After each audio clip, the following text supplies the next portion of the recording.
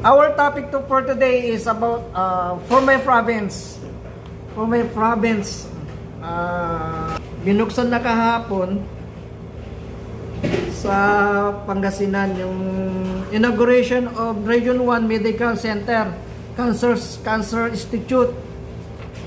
Yun yung pinaka good news, big good news for part of Pangasinan. My province, Pangasinan. Okay lang, maging ako. Okay lang. Yan nga po, good news po sa part ng Pangasinan sa lahat na nanonood sa akin. Isa na naman milestone ng ginawa ng ating mahal na presidente. A big milestone na mula sa father hanggang sa anak. Isa yung hanggarin yung magpatayo ng to build more medical center o for mga cancer patient. My province, so opening inauguration last yesterday. Mahirap mag-English. Nasiblid ako mayroon nanonood kasi, sayang naman kasi. Mayroon na sa bagong Pilipinas, lahat po ay bagong proyekto, lahat bago. So bago po yung bago nga po dyan sa Pangasinan, sa Dagupan. Malapit po kasi ako dyan sa Dagupan, Pangasinan. Binuksan na nga talaga ni BBM yung President Bongbong Marcos ang Medical Center Institute ng Cancer, o tinatawag natin Center Cancer Institute. So government hospital po yan. So wala na kayong maggaanong babayaran dyan sa mga pasyente po dyan.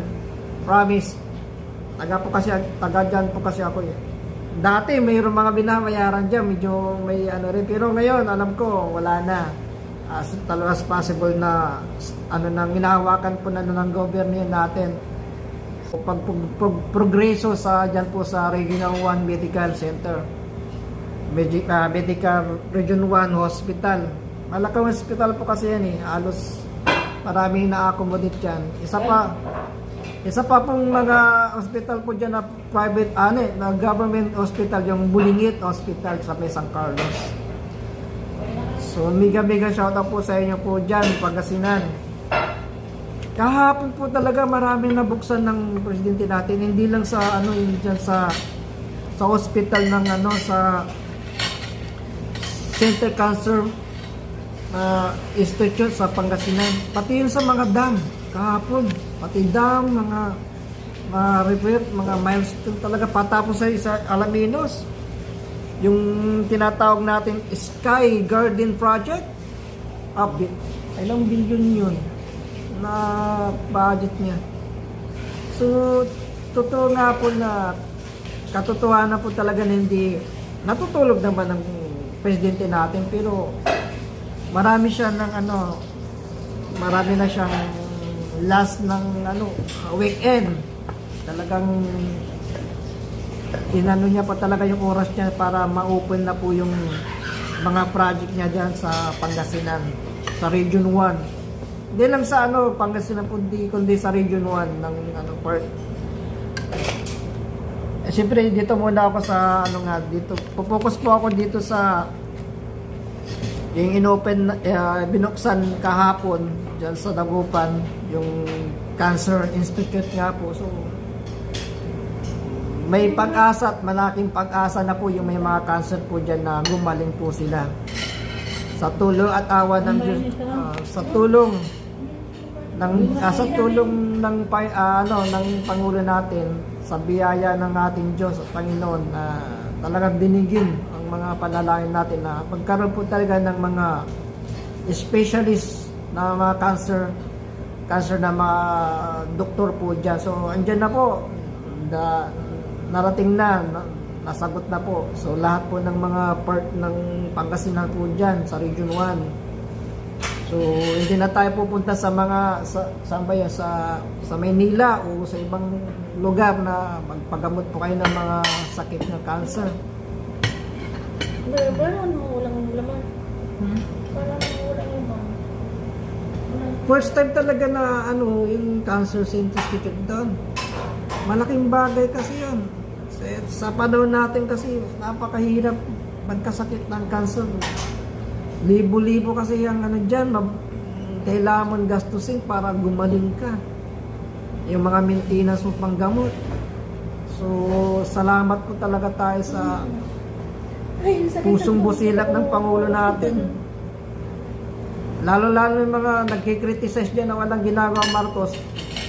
Nako, kulang ang isang libro para Kaya na. Sige po. Ilang minutes ba ako?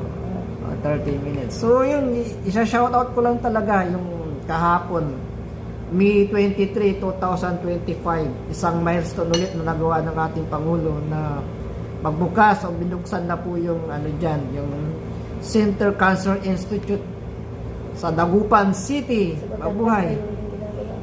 Sa Arellano po yan. Arellano, alam ko kahit hindi naman, Arellano Street, Dagupan City. Sa region medical region 1. So mega shout po sa inyo po dyan lahat.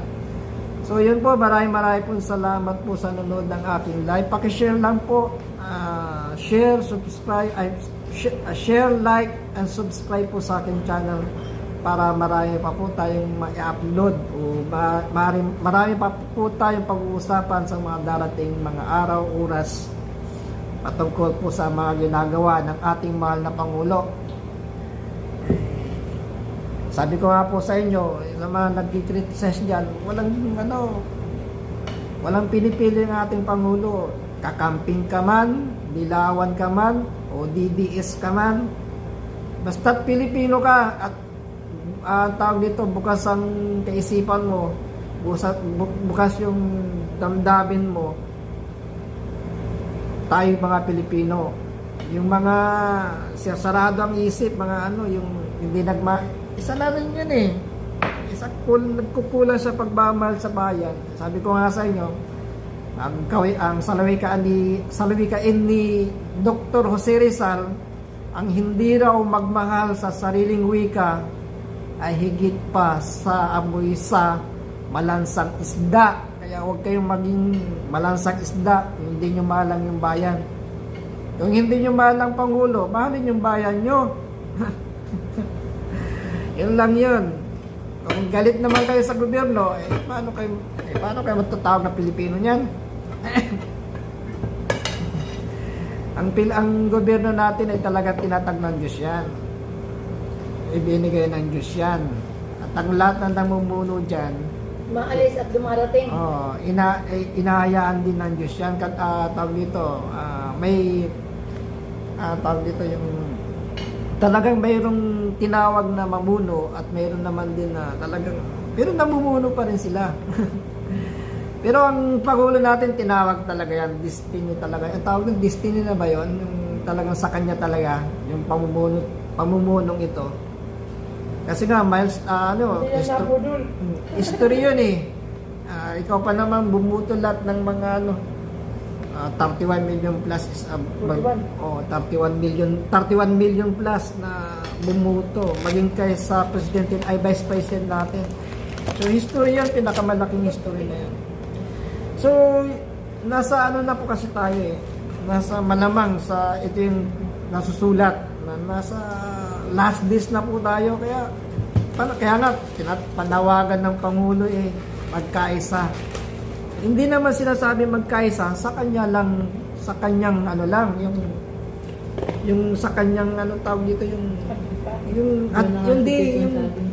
yung makiisa kayo sa kanyang talaga maliman siya o hindi makiisa sa mga project niya, mga adhikain niya, mga plano niya, yung doon. Makaisa sa mga magaganda. Magkaisa po tayo sa progreso, yun pala. Magkaisa po tayo sa progreso, sa ikakaunlad ng ating bansa. Kung ikaw, isang Pilipino ka, kung gusto mong yung progreso talaga, pag-isa dyan sa barangay mo, kung ayaw mo rin makiisa sa kapitan mo, sa mga tanod, isuwail ka. Yun lang naman yun. Yan lang naman yun. Kaya sumunod tayo sa batas. Sabi nga nila, walang no one above the law. Meron po tayong batas eh. Sundin natin. Yan yung panawagan talaga ng ating Pangulo. Magkaisa po tayo sa hangarin ng ikakabuti ng ating bayan, ating mahal na bansang Pilipinas. Kung galit kayo sa ugali niya, huwag kayo magalit sa mga project niya. Yun lang yun sa mga DDS. Kung galit kayo sa kanya, magalit kayo sa ugali niya, pero yung mga project niya, suportahan nyo. Ganun lang naman yun. Huwag yun ang personalin. May iba naman kasi pinipersonal eh.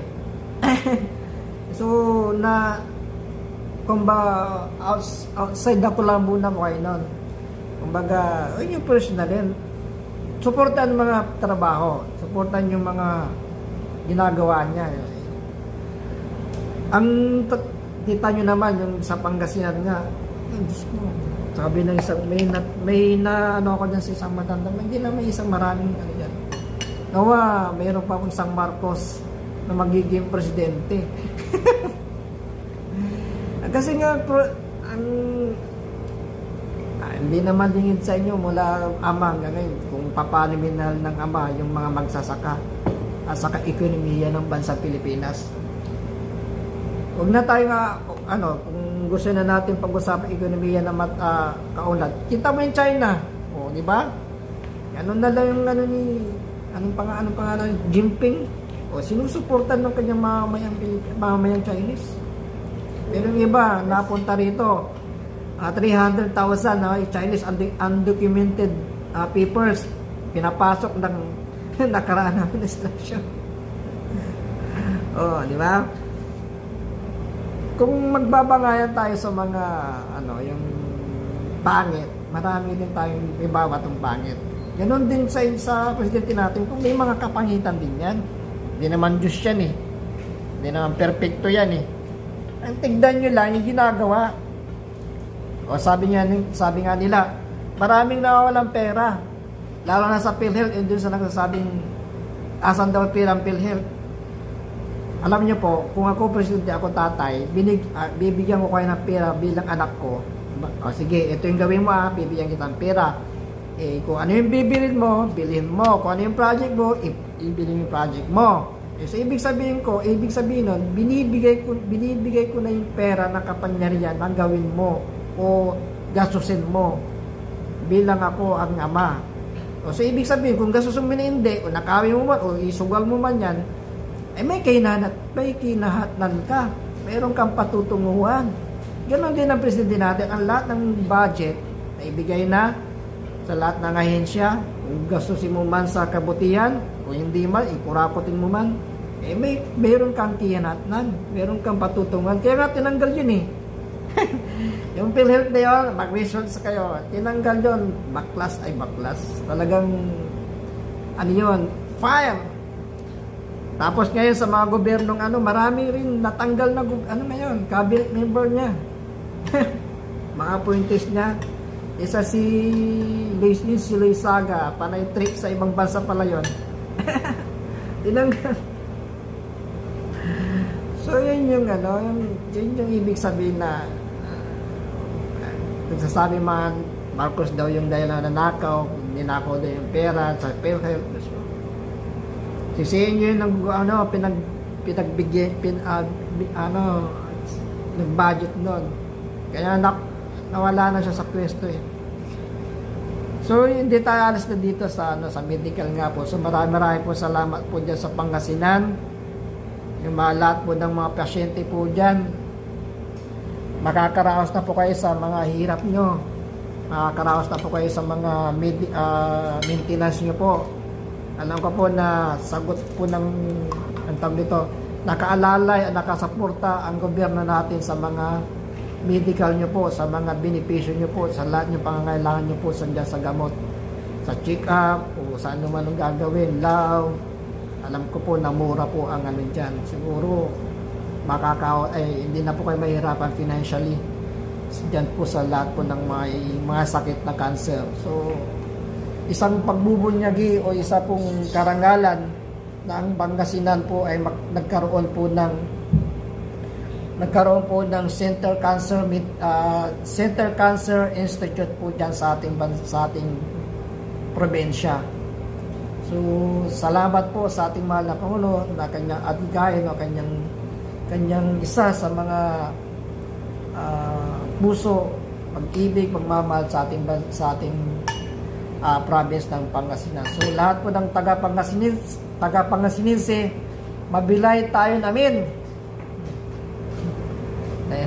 Mabilay tayo namin sa Ilocano, agbigyag tayo kami na po.